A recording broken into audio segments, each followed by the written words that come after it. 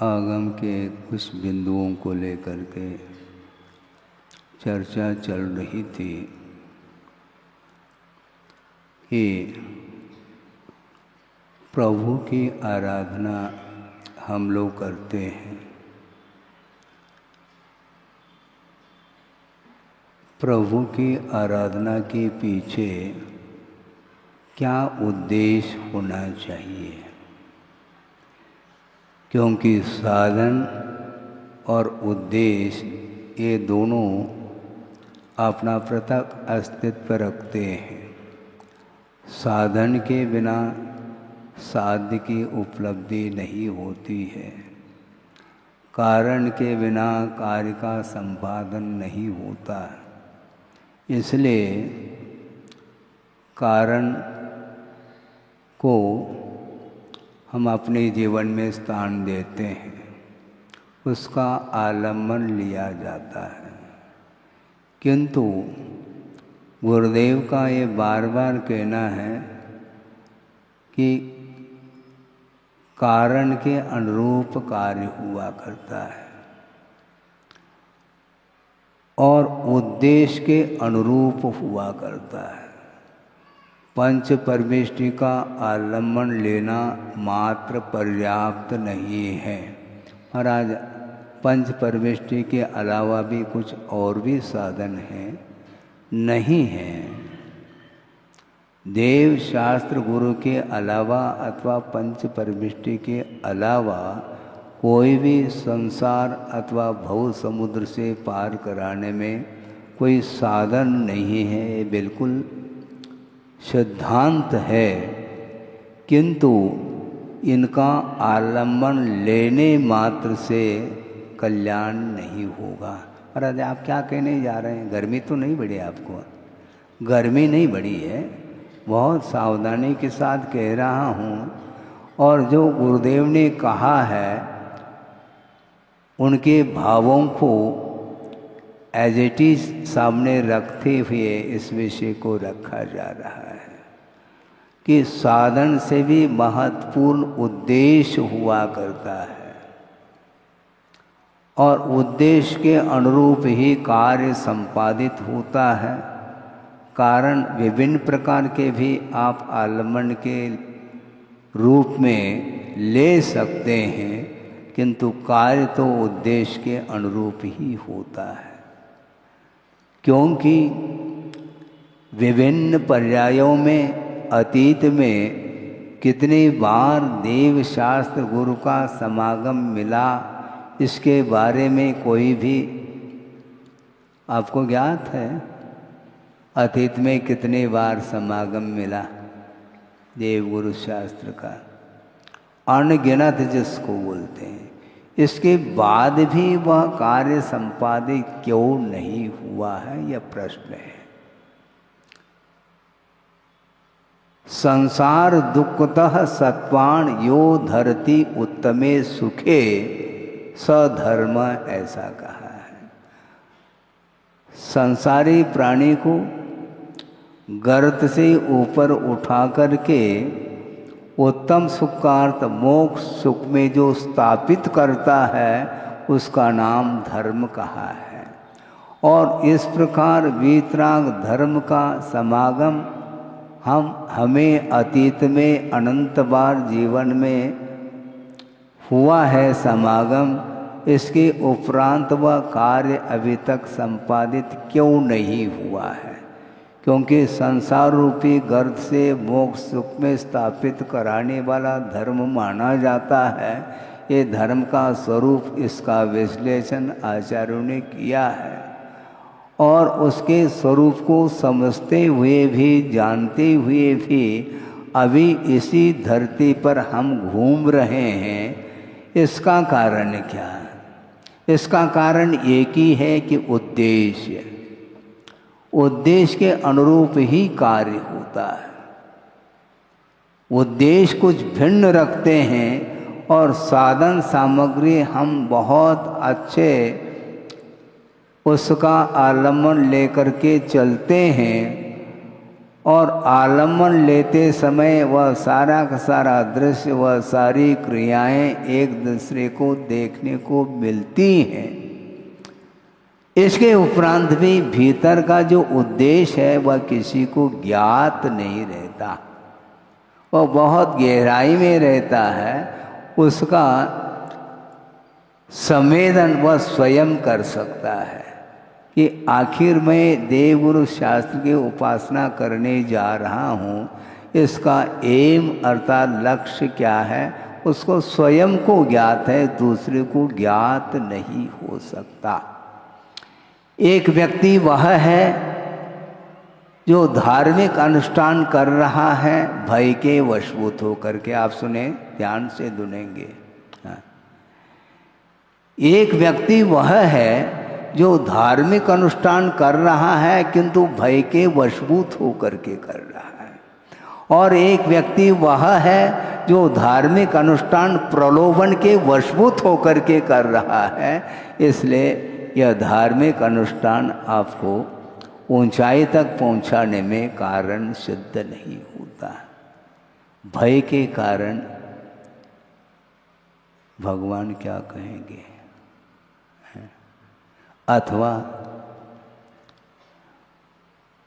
अथवा क्या, जीवन भर हमने पाप किया, अब क्या होगा, एक भय बैठा हुआ है। इसलिए वह आलम्बन ले रहा है, और एक व्यक्ति प्रलोभन के कारण ले रहा है। छोटा सा लड़का है, उसे ज्ञात नहीं है मंदिर क्यों जाना होता है, भगवान के दर्शन क्यों किए जाते हैं, दर्शन का अर्थ क्या है, मात्र देखने का नाम दर्शन है, कुछ और है।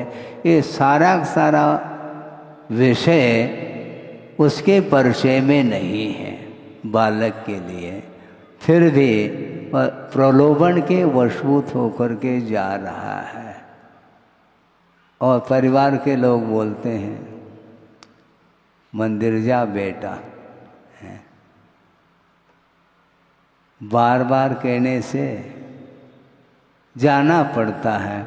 यदि नहीं जाता है तो फिर मिलेगा नहीं तुझे क्या, टॉफी है, मिठाई नहीं मिलेगी। और मिठाई के प्रलोभन में आकर के वह मंदिर जा रहा है, तो वह जाने का उद्देश्य क्या है, उसका मिठाई को प्राप्त करना उसका उद्देश्य है, लक्ष्य है। इसके उपरांत भी माता पिता इसलिए भेजते हैं कि प्रलोभन के साथ सही वहाँ पर जा कर के उस परिसर में जाएगा तो वहाँ का जो वातावरण है, वहाँ का जो आभा मंडल है, वह उसको प्रभावित कर सकता है, क्योंकि उपादान उसके अंदर है। वह बालक है, वह नहीं जान पाता अपना स्वरूप क्या है, परमात्मा का क्या स्वरूप है, पंच परमिष्टि का क्या स्वरूप है, भगवान का क्या स्वरूप है, संसार का क्या स्वरूप है, पुण्य और पाप का क्या मायना है, ये कोई भी उसे ज्ञात नहीं है। और केवल एक ही लक्ष्य है उसका, मुझे मिठाई मिलेगी इसलिए जाना ठीक है, वो जा रहा है। इसको बोलते हैं उद्देश्य, और एक भयभीत होकर के जा रहा है। दोनों के उद्देश्य भिन्न हैं, किंतु जो व्यक्ति कर्म निर्निरा के उद्देश्य, कर्म क्षय के उद्देश्य जो धार्मिक क्रियाएं करता है, उसके लिए ज़्यादा दिन तक करने की, ज़्यादा देर तक करने की आवश्यकता नहीं पड़ती है, क्योंकि वह भीगा हुआ है वो। हाँ, मैं प्रातः वही चर्चा कर रहा था बहनों के बीच में। गुरुदेव का कहना आशय ये रहता हमेशा, भीग करके धर्म की आराधना करो। महाराज जी भीगना क्या वस्तु, क्या मानसून आता है क्या?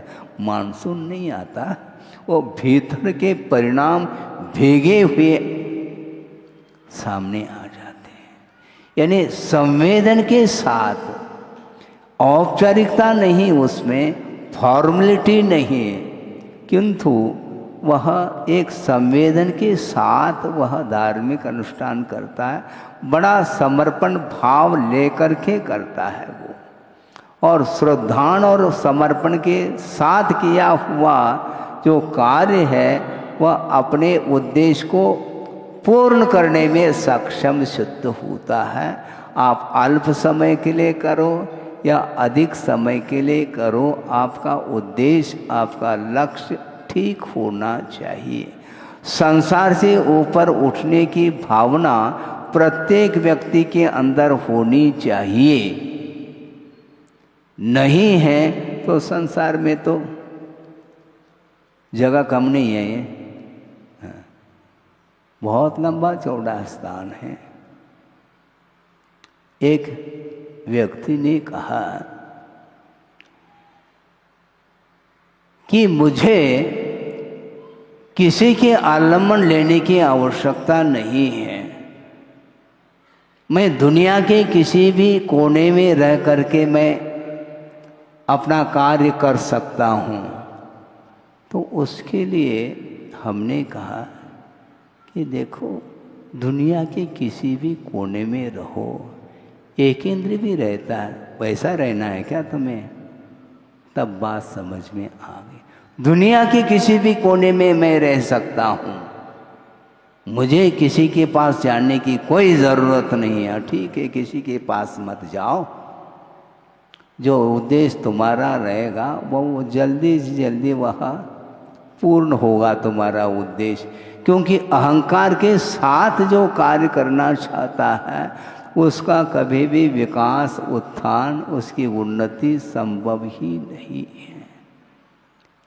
अहंकार क्यों पाल रहे हो? क्या क्या पालना चाहते हैं? हाँ, बालपने में पालने में पलता है वो, और बड़ा हो गया तो क्या क्या पाल रहा है दिमाग में वह स्वयं जाने। यही तो संसार का स्वरूप है। स्वरूप जब तक पकड़ में नहीं आता है, लगता ऐसा है कि बहुत धर्मात्मा है, लेकिन उसका कार्य जब सामने आता है तो ज्ञात होता है कि इसके अंदर कौन कौन से भाव रहे होंगे। वो भीतर रहते हैं, अंडरग्राउंड में वो परिणाम रहते हैं। आप कितने भी प्रयास कर लो, वचनों के माध्यम से सफाई देने का प्रयास कर लो। सफाई का अर्थ क्या होता है? क्या होता है सफाई का अर्थ? है नहीं, वो नहीं, व्यक्ति अपनी सफाई दे रहा है, जैसा कर रहा है उसको वैसा प्रदर्शित नहीं करना चाहता, सफाई दे रहा। तुम सफाई मत दो, कालांतर में वह समझ में आ जाएगा भीतर क्या मामला है, भीतर क्या भरा हुआ है, वह बहुत जल्दी वह बाहर आएगा। भीतर कहाँ तक रह सकता है वो? संसारी प्राणी कहता कुछ है और करता कुछ है, और कुछ सोचता कुछ भिन्न ही है। इसीलिए अपने उद्देश्य तक वह पहुंच ही नहीं पाता। यही तो उद्देश्य है। देव गुरु शास्त्र की उपासना करते हुए भी हम वहाँ तक पहुँच नहीं पा रहे हैं जहाँ तक पहुँचना चाहिए। इसका अर्थ है परिणाम हमारे भीतर बहुत कलुषित परिणाम है। आलम्बन लिया है पंच परमेष्टि का, इसके बाद भी वह कार्य क्यों नहीं हो रहा है? पुण्यस्य फलमिच्छन्ति, नीति वाक्य, पुण्यस्य फलमिच्छन्ति पुण्यम नेच्छन्ति मानवाः।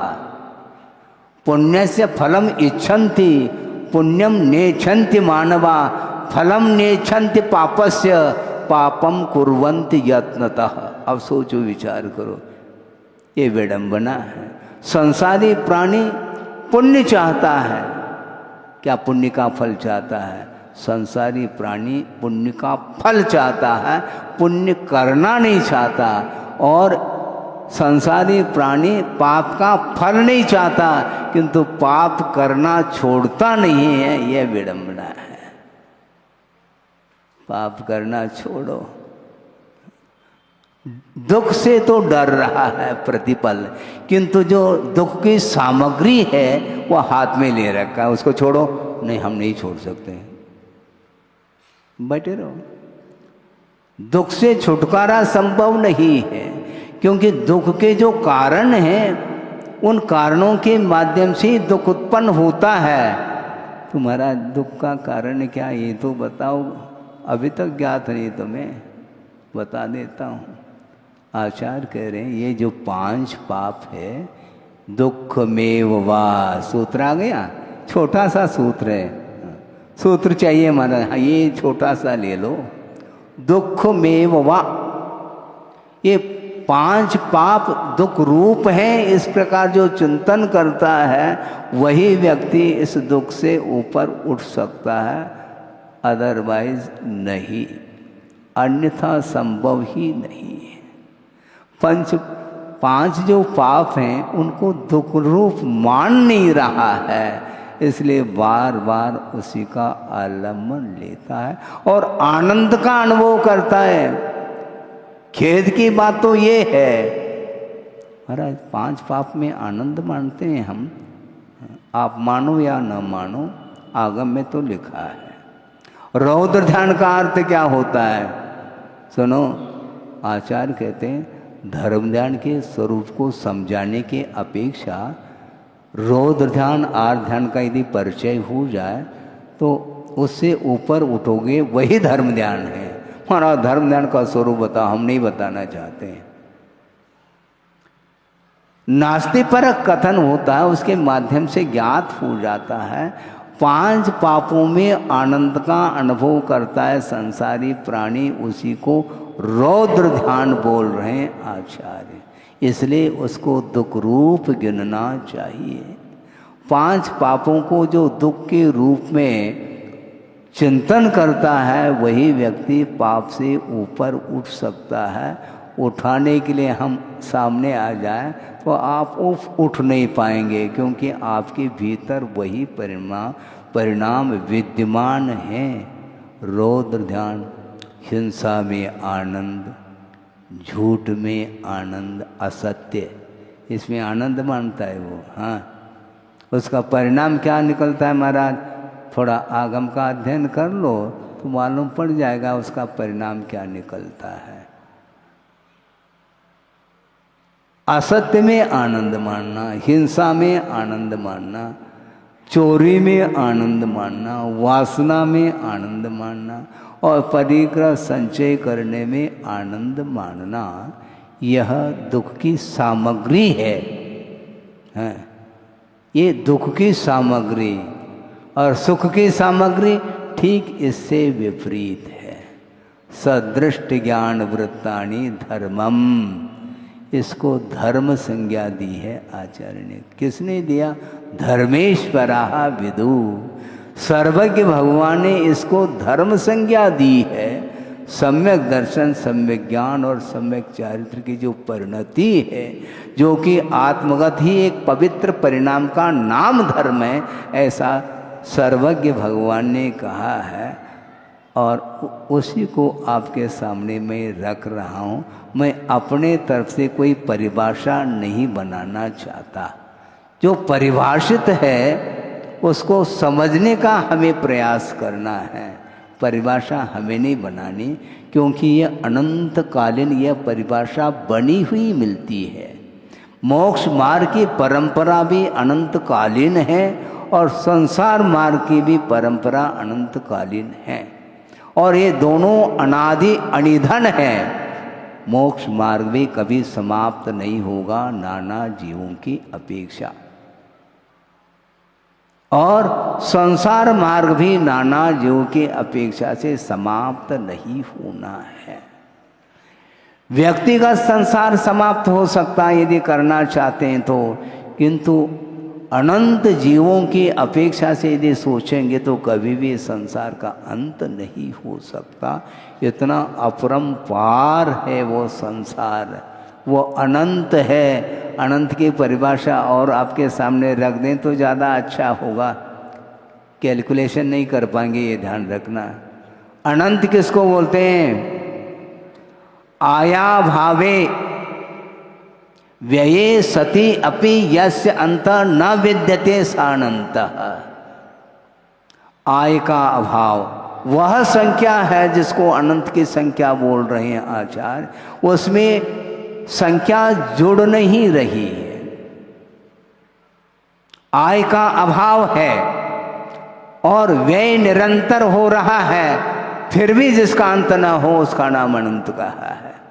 आया भावे, आय का अभाव, उस संख्या में नई संख्या जुड़ नहीं रही है, और जो संख्या है उसमें से प्रति समय व्यय हो रहा है, माइनस होती चली जा रही है संख्या में, उस संख्या में। इसके उपरांत भी जिसका अंत न हो उसका नाम अनंत बोलते हैं।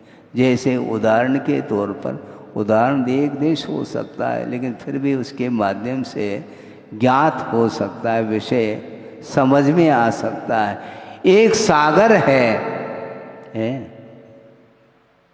समुद्र जिसको बोलते हैं, चारों ओर दृष्टिपात कर लो तो जल ही जल दिखाई दे रहा है, उसकी गहराई को नापना कठिन है और उसका विस्तार को नापना अत्यंत कठिन है।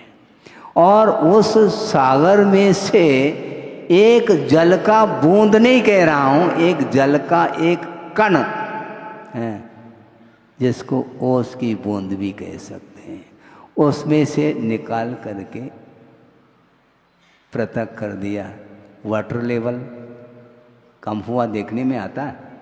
ये हमने एक कण तो निकाल दिया उसमें से, समुद्र में से, हाँ, उसमें कमी दिखाई पड़ रही है क्या? वाटर लेवल में कोई अंतर आया क्या? नहीं आ सकता। इसी प्रकार ये अनंत की परिभाषा है।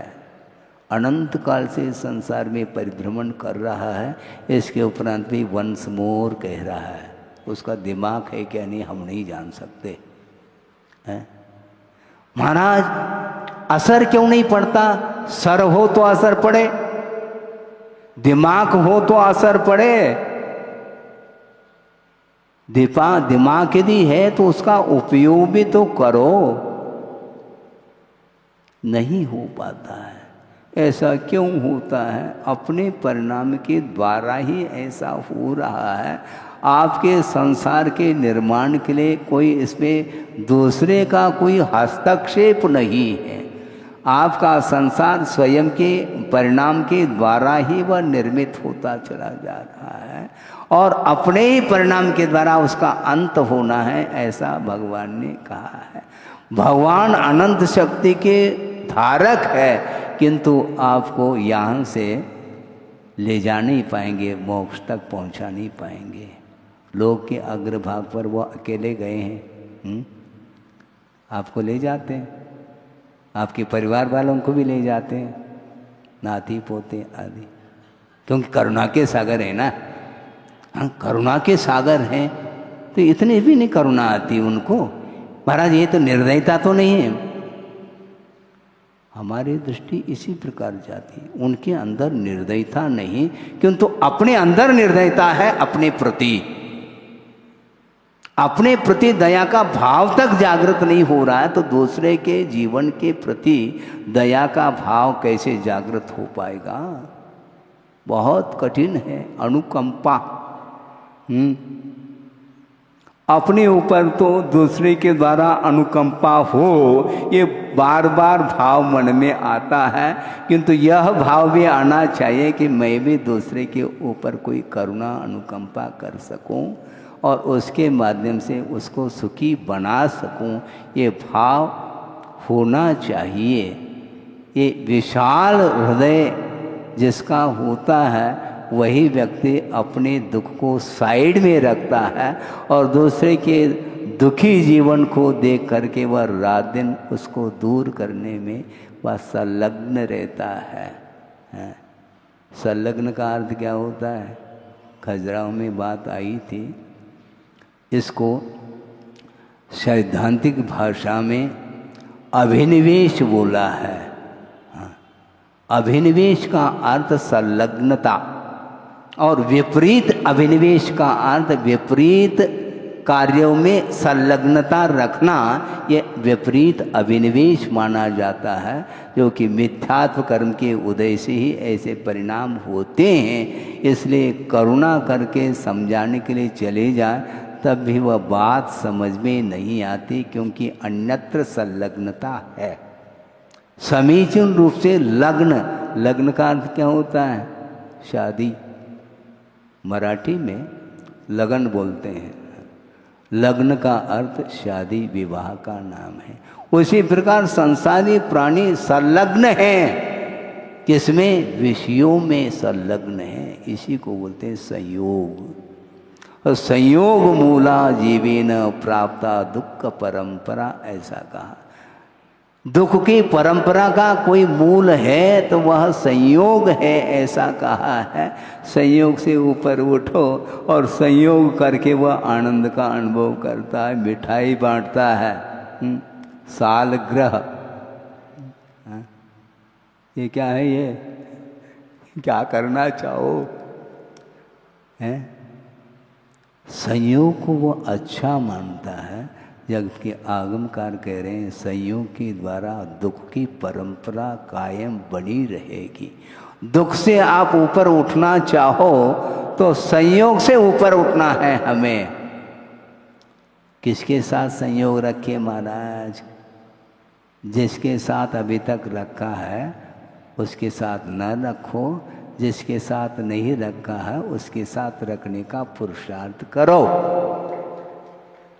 पंच परमेष्टि का समागम हमें भव भव में मिलता रहे और उसके माध्यम से ही संसार का अंत हम कर पाएंगे, क्योंकि संसार ही संयोग के लिए कारण है। और ये पंच परमेष्टि का समागम संयोग को विच्छेद करने के लिए कारण है, ऐसा कहा है। आपको क्या इष्ट है, क्या अभिष्ट है आपके पास? आप करना क्या चाहते हैं महाराज? हम बार बार आप ऊपर बैठ करके हमारी बात करते हैं। नहीं करता हूँ। यदि आप चाहते हैं तो करूँ, नहीं तो कोई आवश्यकता नहीं। हम अपने बारे में सोच लेंगे, क्योंकि आचार्यों ने कहा है कि वस्तुतः दूसरे का कल्याण जो हम करेंगे निमित्त की अपेक्षा से, उसमें भी शक्य जितना है उतना ही किया जा सकता है। जम शक्य ही परहिदमपि कादव्यम, जितना शक्य है उतना ही दूसरी का हित किया जा सकता है, अशक्य के रूप में संभव ही नहीं। इसलिए आद हिदम कादव्यम, आत्महित कर लेना चाहिए। और जम शक्य ही परहिदम अपि कादव्यम का, यदि शक्य है तो दूसरे के कल्याण करने के लिए भी थोड़ा पुरुषार्थ करना चाहिए। और तुलनात्मक दृष्टि से देखते हैं तो आत्महित और परहित में तुलना करेंगे तो आचार्य कहते हैं आदहिदम सुट्टु कादव्यम, कहते हैं अच्छे तरीके से पूरी एनर्जी लगा करके आत्महित कर लेना चाहिए। हम दूसरे के हित के लिए पूरी एनर्जी समाप्त कर देते हैं और अपना हित हो ही नहीं रहा। तो ऐसा नहीं हो सकता। स्वयं अपना लोटा छानो, ये नीति भी सामने आती है। हम दूसरे के लोटे को छान रहे हैं और हम अनछना पानी पी रहे हैं। अपना लोटा तो छानो, अपना लोटा छान करके पी लेना चाहिए, प्यास बुझ सकती है। हम दूसरे के प्यास को बुझाने के लिए हम प्रयास कर रहे हैं, करना चाहिए, कोई बाधा नहीं, क्योंकि अनुकंपा इसमें भी निहित है। हाँ, किंतु मात्र वही वही कार्य कर रहा है, स्वयं की ओर दृष्टि नहीं रख रहा है। इस प्रकार करने से उद्धार स्वयं का नहीं हो सकता।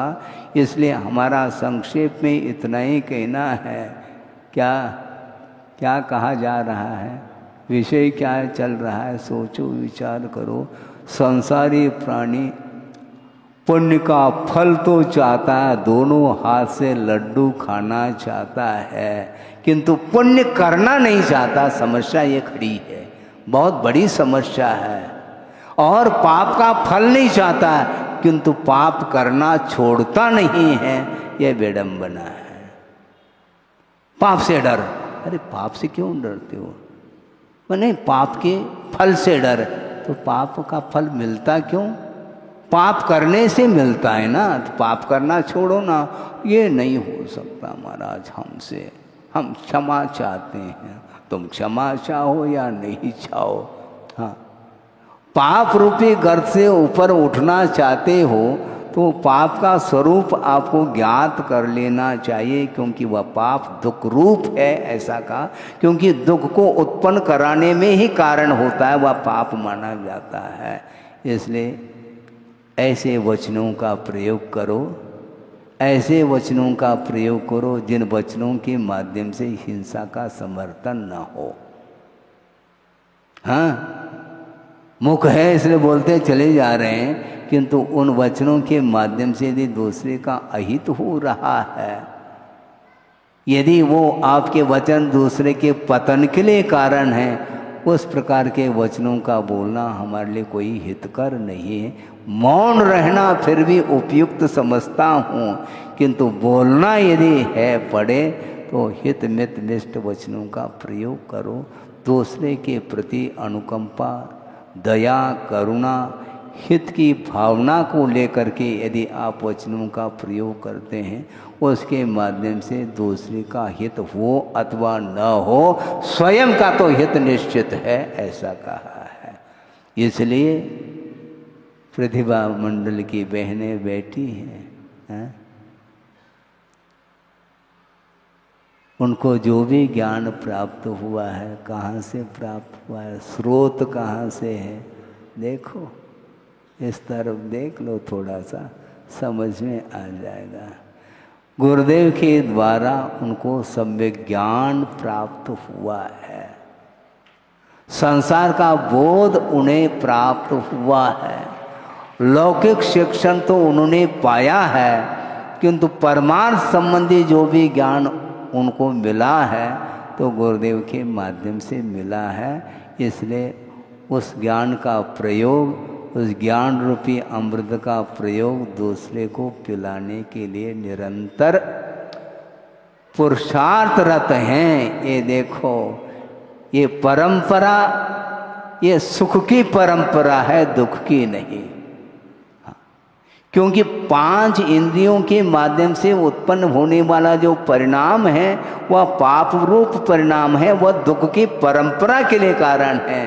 किंतु सम्यक ज्ञान की जो परंपरा है वह सुख की परंपरा के लिए कारण माना है। वह स्वयं सुख का अनुभव कर रहे हैं और रात दिन छोटी छोटी बालिकाओं को सुखमय बनाने के लिए निरंतर प्रयास कर रही हैं।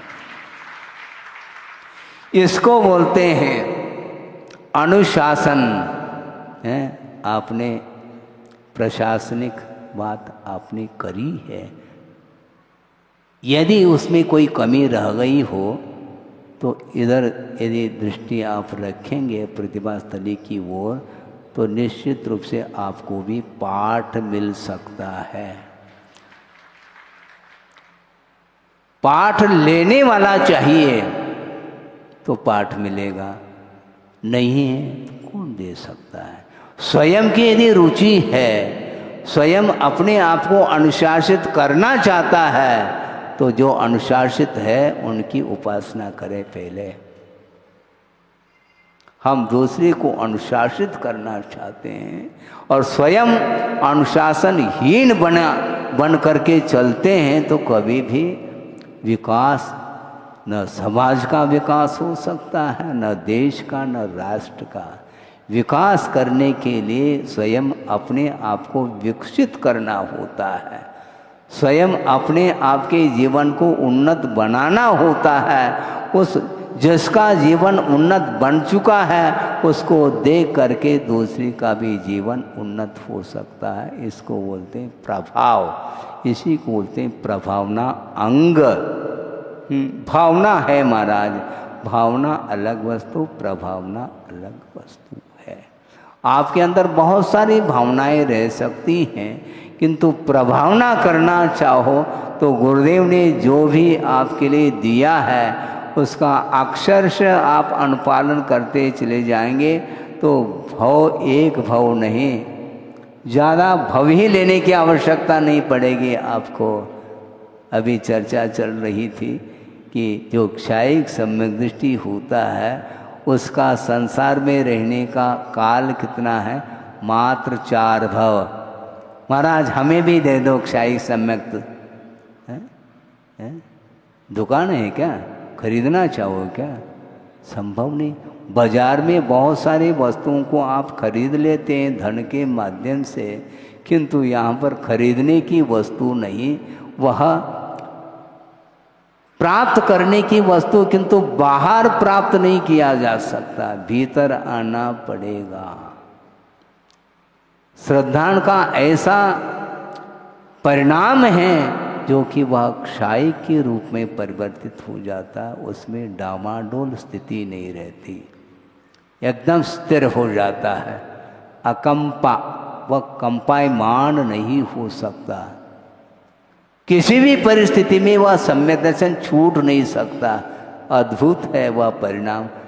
वह क्षायिक सम्यक दर्शन परिणाम प्राप्त करते समय कौन से परिणाम होते होंगे वह हमारे बुद्धि का विषय नहीं, किंतु आगम के ऊपर श्रद्धान करके वहाँ तक पहुँचने का पुरुषार्थ वही व्यक्ति कर सकता है जो आगम के अनुरूप श्रद्धान करता है, और आगम के अनुरूप ही वह अपने शक्ति के अनुरूप वह चलना प्रारंभ करता है, तो निश्चित रूप से उसका विकास अनिवार्य रूप से होगा।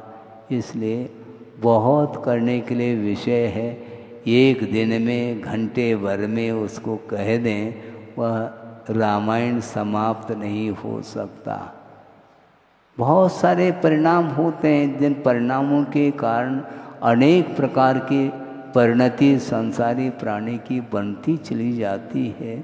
इसलिए संसार से ऊपर उठने के लिए जिनागम का ज्ञान करना भी आवश्यक होता है, उसके बिना बुद्धि सुधरती नहीं है। ये प्रकृति है। अभी आप शांत बैठे हैं, अन्यथा न लें, क्योंकि प्रकृति वह रुक नहीं सकती। आप बिल्कुल शांत बैठे हैं, किंतु जैसे ही जिनवाणी स्तुति हुई तो कोलाहल देख लो। फिर